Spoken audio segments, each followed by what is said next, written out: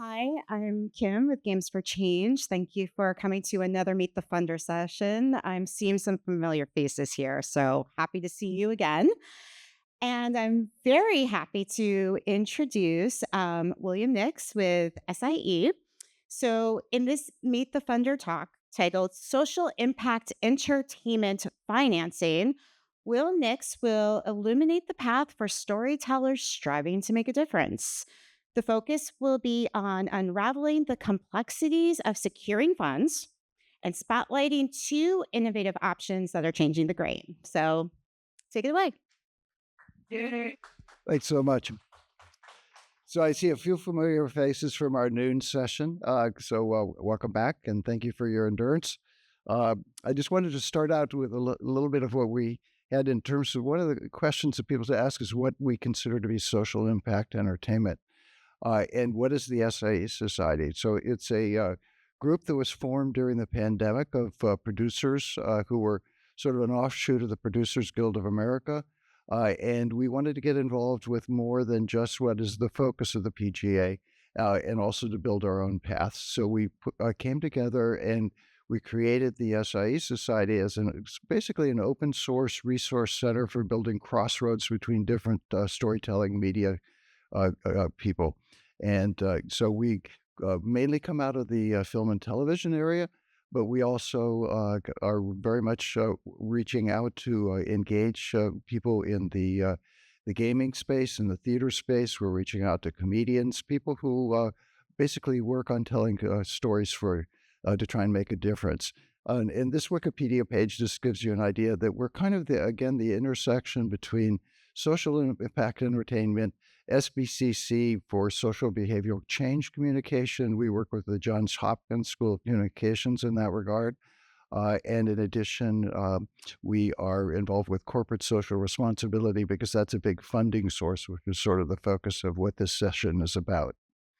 So I'm going to get out of that.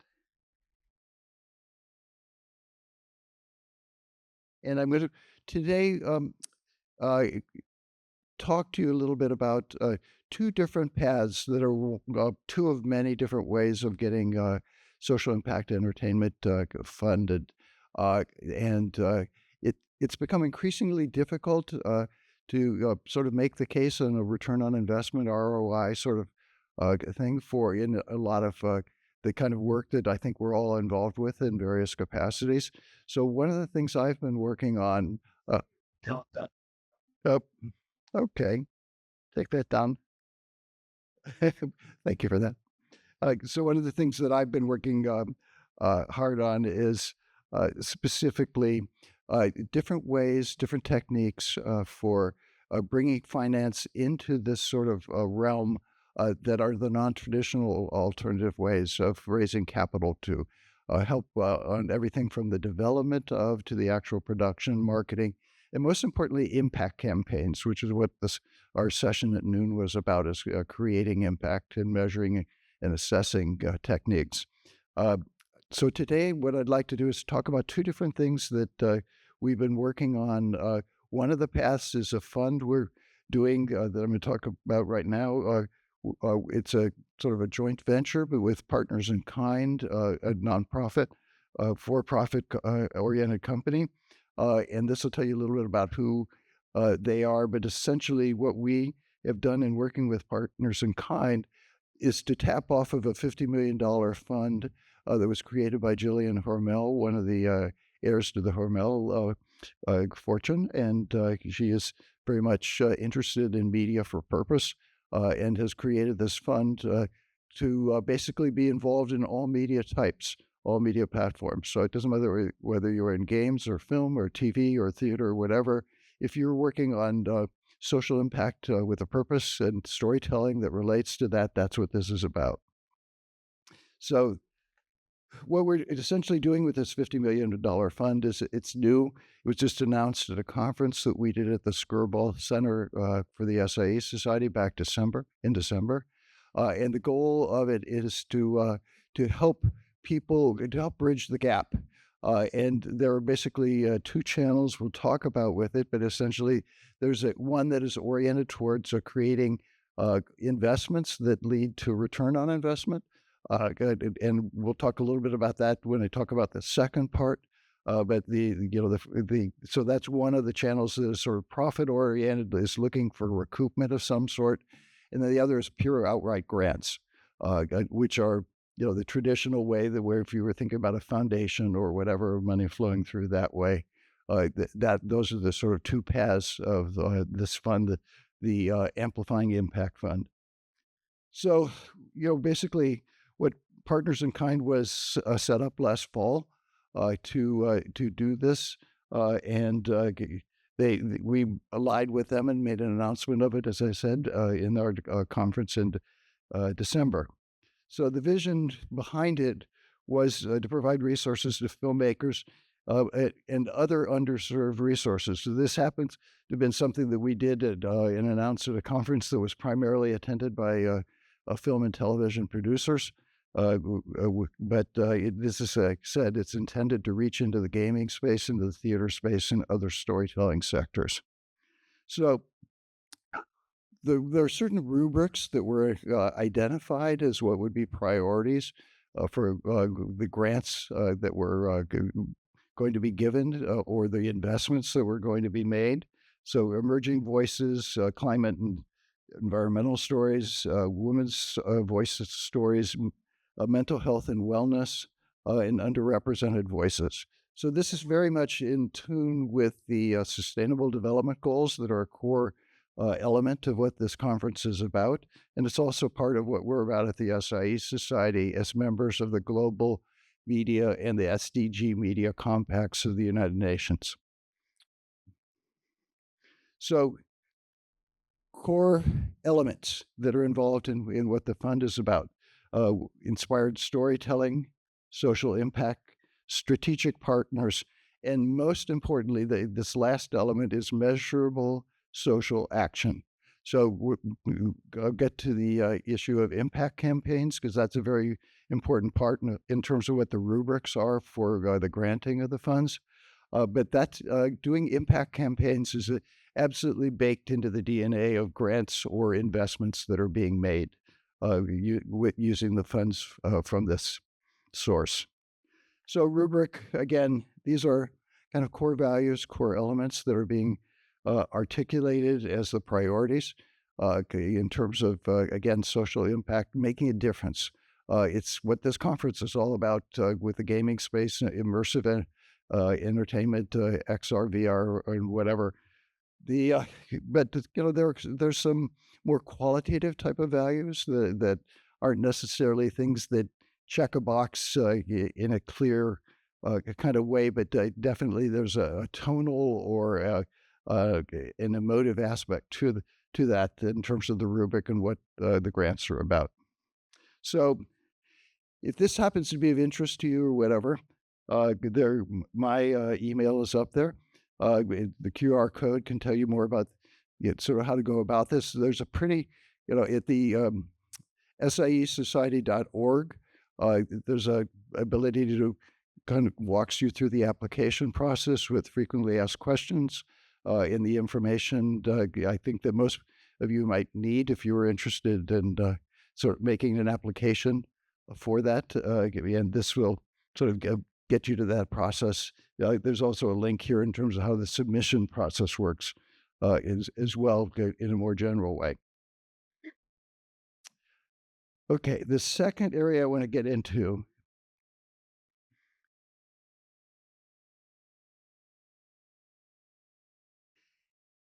is yeah,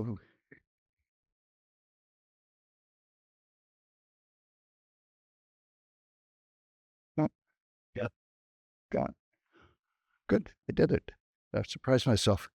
I think it's I would. There's uh, a group I'm a partner in called LOHAS, and it's basically what we focus upon is philanthropic type of investments that are focused on social and environmental impact.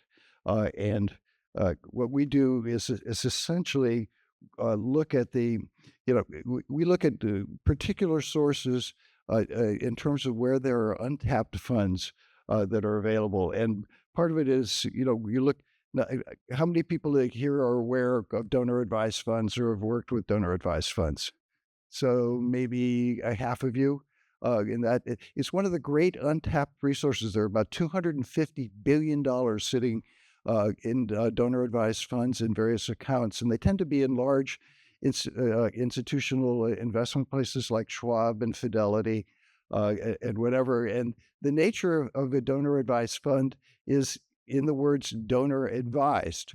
But normally, what happens with donor advised funds is they get put in to a fund in one of these large institutional investment places, and they sit there because there's a tax deduction taken on the front end of them, and then that's the end of the story. But actually, if you're the donor, you have the right to direct how those funds are used that are related to what the mission of what your donor advised fund or DAF is about. So, and the IRS, has very clear sort of rules and regulations about this. And so donor advised funds being used as a way of supporting social impact entertainment. There's sort of a vehicle that can go back and forth. And the interesting thing about donor advised funds is that they can be invested for profit. So you can do an investment. It goes into a social impact entertainment type of production.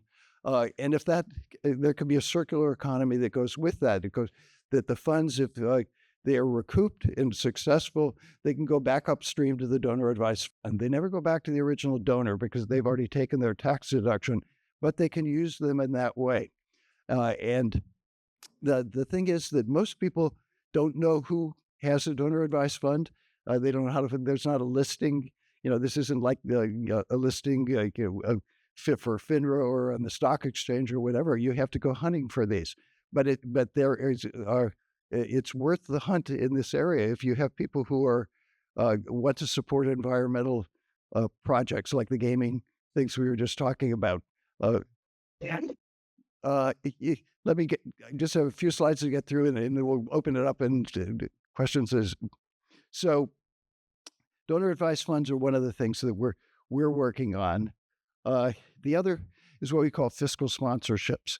Now, most people know the term fiscal sponsorship because the traditional way of doing a fiscal funds sponsorship is that you have a for-profit company that wants to get some sort of grant, donation, investment, or whatever from, and it has to run through a 501c3 nonprofit corporation. And usually what happens is there's normally it's somewhere between 5 and 7% that is deducted as an administrative fee by the fiscal sponsor. The rest of the funds go through, and then can be used by the for-profit type of entity. It's sort of a tax washing type of scheme, if you will. And what we're sort of trying to do is to reinvent how fiscal sponsorships work, and specifically to open up the possibilities of what types of assets can be invested and used for these purposes. So the kind of fiscal sponsorships programs we're doing are basically ones that are set up using different assets, and this is just sort of kind of the graphics of how things flow in that regard.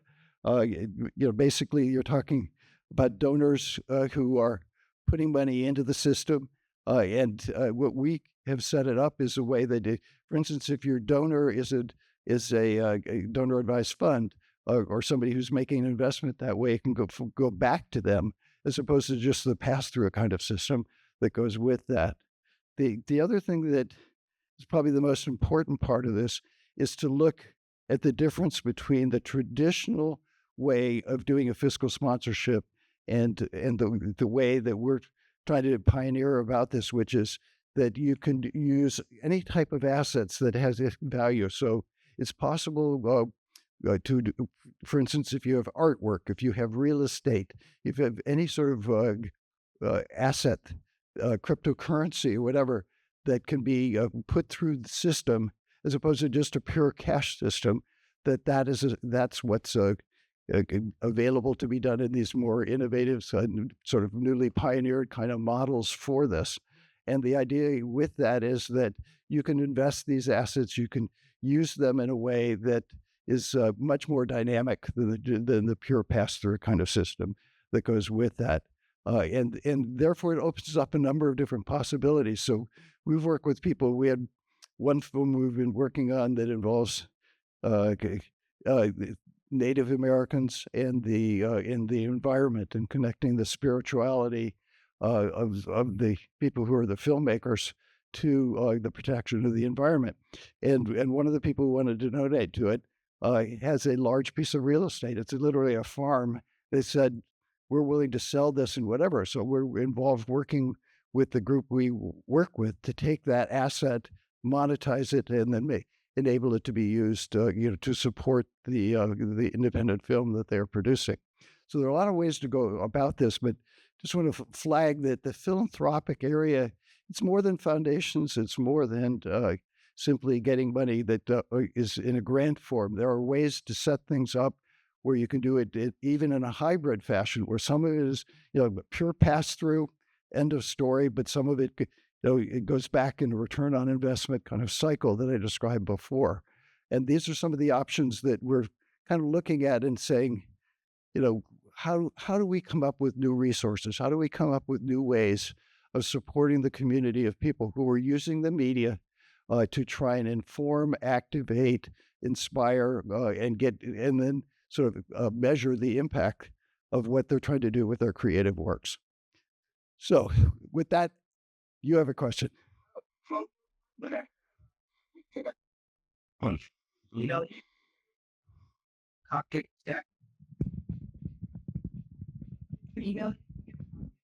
Yes, absolutely. And yes, okay, that's a simple one. So yes, absolutely. Both decks are available. Like we're very open source that way. Yep. Sure. But maybe on that one time, Yep. your advice on as well as how many months you actually identify to utilize back to invest in somebody's business.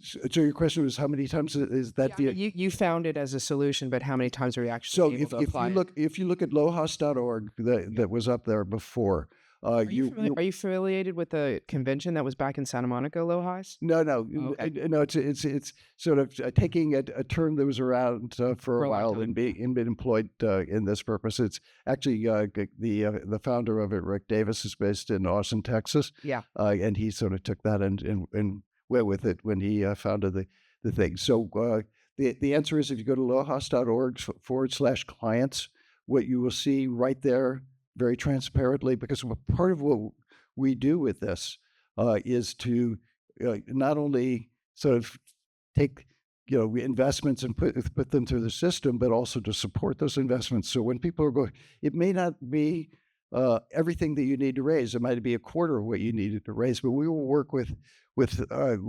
clients to help them with that. We will work we jump onto calls. We've been on. I personally, as a have been on a call with 6 different lawyers from a major law firm who believe this can't be true. You can't really do this. Is this really legitimate? And the answer is yes, it is legitimate. And they would spend like an hour trying to poke holes in it, and finally say, "Oh, this is kind of innovative. I guess this might work. Why didn't somebody think of it before?" Okay, so yeah, but you'll find the actual names of clients. So we have done everything from theater to film to whatever, as well as more traditional type of investments in sustainability in a more non-media kind of space. You showed several flowcharts. Which indicated the feedback loop or the return on investment. And I'm just curious about item 3. There are no expected financial returns from grants, etc., under these tools. So that leaves me scratching my head. If you could just explain a little bit how this works in terms of whether or not that would be part of making a pitch for this funding. So a great question, and the answer is you can set it up in ways where there's no expectation of return on investment. That would be the grant type of channel. The other channel would be if you're using a donor advised fund and they're saying, we'll give you $1 million, but subject to you're making a profit. We'd like to see some of that come back, maybe all of that come back, maybe even all of that come back with a profit, and it could be structured that way. But it all depends on what you're designing, and it's flexible. You can come up with your own architecture for how the deal works. And is it expected that there will be some successes and some failures in this funding scheme? For sure. But the beauty of it is with donor advised funds, because number one, there's a need to put money out into the world, as there is with all nonprofits. There's a certain percentage you've got to deploy and presumably expect that there may be no return on investment for that. But the fact is that if you talk to people who have donor advised funds, for example, or family offices, and say, there's a potential that money might come back to you as opposed to you just give us money, it's a grant and done, eyes light up. And that's one of the reasons why we think this is the potential to open up a lot of opportunities for investment in this sort of social impact entertainment sector.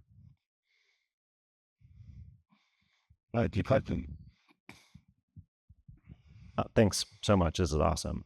First question is just deal size and sort of stage of project. Is it a wide range? Do you have a certain target? In theory, this can work for all. It can scale on up. A lot of the deals, particularly in the independent sector, tend to be anywhere from mid six figures to, let's say, $10 million. But it's not the technique or the model is not limited to that. But that just happens to be where a lot of the traffic we've seen so far anyway. Part of this is people getting used to the fact this is possible, right? And so part of the reason for being here is just to share, in addition to the PIK fund, which is a more traditional kind of thing, but has a lot of the metrics in its rubric. This is another technique. It's something else in your toolkit to work with. We're not investment bankers, broker dealers, placement agents. That's not what we do. But we do create these mechanisms and support clients to help them raise money because when they are successful, then we are as well. Yeah, thank you. So the second question went out of my head, so I'm going to pass the mic until it comes back.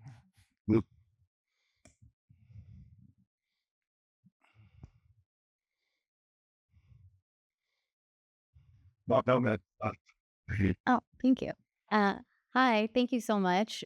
Mine's a quick question. I'm just wondering about any advice you have to navigate like how to source the DAF funds and ways to make that process a little less opaque.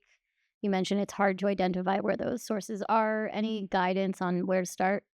Well, if you email me, I'll send you, we've got a list of a half a dozen questions that if you were talking to anybody, one of the first things you need to do is to say, do you have a donor advised funds? Because again, there's not a registry of these. A lot of these are hidden behind the veil, the way that some LLCs are and whatever.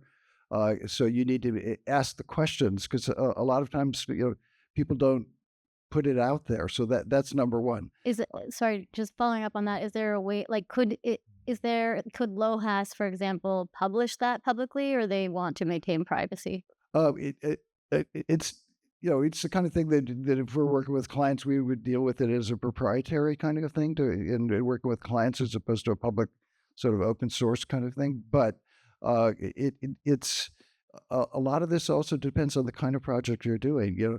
There are certain donor advised funds or family offices that are particularly interested in the environment. And there are others who are interested in, mental health or wellness and whatever. So that there are different sectors and some people are kind of across the board with us. But some of this stuff is kind of interesting in terms of how it works also. I was at a conference for national foundations out in Los Angeles about a month ago. And Ava DuVernay was talking about how she went about raising money for Origins, which based upon caste. And if you haven't seen this, it's up, it's on Apple or Hulu or whatever, but it's worth read the book for sure. It is an incredibly moving and well told tale It basically, she worked using some of these kinds of techniques, as well as going through traditional philanthropic sources like the Ford Foundation. So the Ford Foundation gave her $5 million to help support her film. All of this can be transported right into the gaming field. I mean, I'm citing film and TV because that's sort of my comfort zone, if you will. But the techniques, the models can very much be used in the gaming space as well. If you want to learn more about what Ava DuVernay did, the Harvard Business School actually just came out with a study that's available online that talks all about Origin and how she put it together, where the money came from, and whatever. So part of this is looking at non-traditional models, looking at different ways of going after funding that aren't just the traditional ways that people go after it, and kind of finding your way through the fog of that, because it can be a challenge.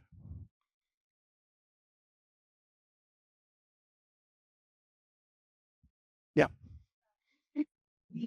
By worker-owned cooperatives.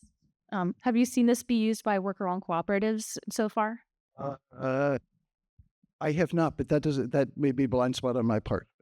But in theory, I don't see why not. But yeah.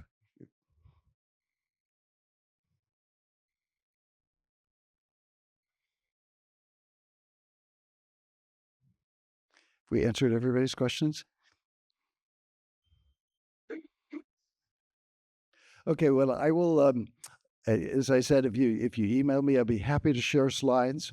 For the background on this, or even if you don't want the slides themselves, if you want to be in contact, if you have questions for things like the PIK fund, as I mentioned on the SIEsociety.org site, you'll find the whole process and a walkthrough with frequently asked questions. And the one other pitch I'll make to you is that the SAE Society is free. There are no dues or fees. Games for Change was one of our founding partners. We're open source. All the leadership is volunteer, but people from a wide swathe of different kind of expertise. And we'd love for everyone in this room to join. So thank you for your time here. I appreciate it.